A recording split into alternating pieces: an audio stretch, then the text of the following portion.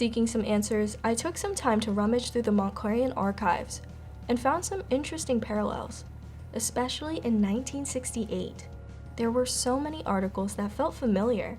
Students rallied together in Memorial Auditorium to honor the death of Dr. Martin Luther King Jr. Democrat Eugene McCarthy won the attention of Montclair voters with his anti-Vietnam platform during the first collegiate presidential primaries on campus, eventually losing the national nomination to Hubert H. Humphrey, and a tuition hike for all state colleges from the New Jersey State Board of Education, raising tuition from $150 a year to $350 a year.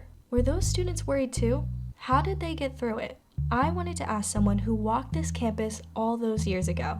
Madeline Brannick-Woolner was a senior at Montclair in 1968, back when it was still called Montclair State College.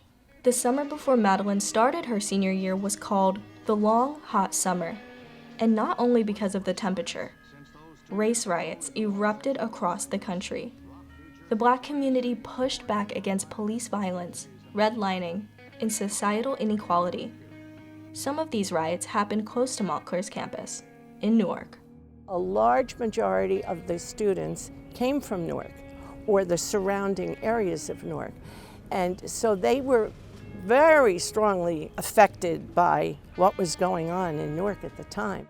Madeline recalled a day where the National Guard was called in to occupy the surrounding area. She witnessed them moving towards the city on a walk home with friends. There was an armory in West Orange.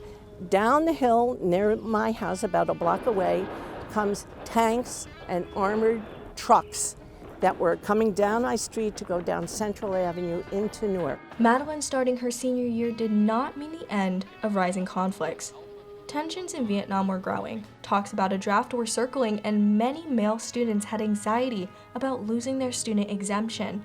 We still had a draft in schools, so a lot of the men were particularly concerned about that, making sure you had a full credit load so that you would be exempt from being drafted. Seeing history repeat itself can feel disappointing. It might leave someone asking, what can we do? Madeline's generation was able to persevere through a difficult time in our nation's history, and she believes that Gen Z can do the same by connecting with one another. To find something in common with the people you have to be with so that you can open up the lines of communication. Because what are we if we don't communicate with each other? To navigate uncertain times, it's important to build a strong foundation. If you're not sure where to start with understanding the past. If I've learned anything from Madeline, it's that the past is the key to moving towards a better future.